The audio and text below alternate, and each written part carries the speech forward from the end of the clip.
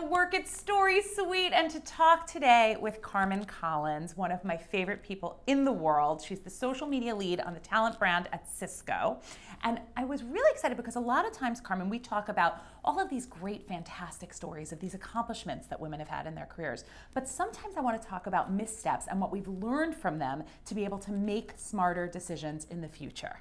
So talk to me a little bit about one of your career missteps that we talked about when you took the wrong job. I've only had one. Only one. Only one. Only one. No, one.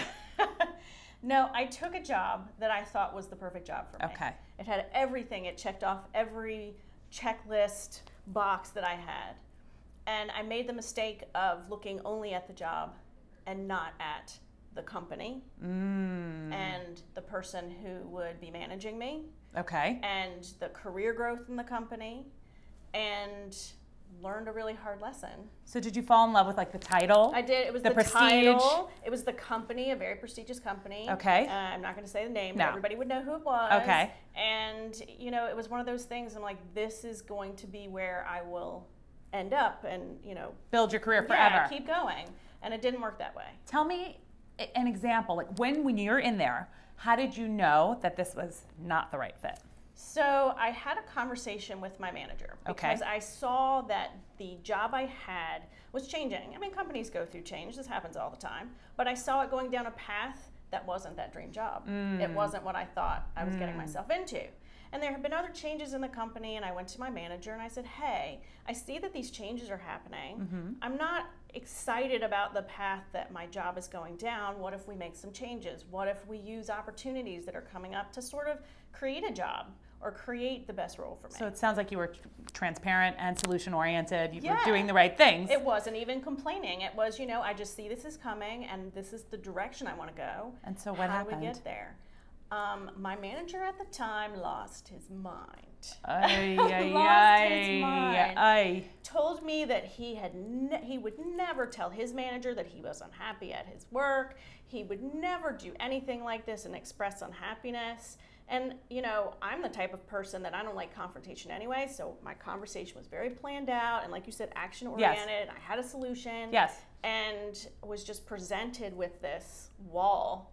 And I was like, oh no. So what did you do? I assume ultimately you left. Ultimately I left.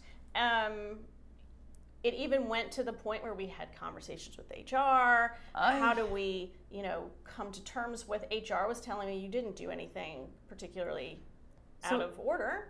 So we just, it sounds like the manager just was not the right fit for you and the culture wasn't the right fit for you. Exactly, the culture. So you work on the talent brand at Cisco. Yes. You work in talent and recruitment and all of this kind of company culture stuff all the time. Yes. Okay, so what did you learn from that experience and what advice do you have as somebody who comes from the talent side for women who are looking to find the right job and are wooed by an amazing title and company and it's very dreamy, but maybe they haven't done their due diligence? Give us a little bit of advice on that. Yeah, so now I have my best job. Yeah, it's my best job ever. I love my manager. I love my company. You know, it's a company. It's a business. There are always things you're going to be like, oh, this was a rough day. But for the most part, I have the best job ever.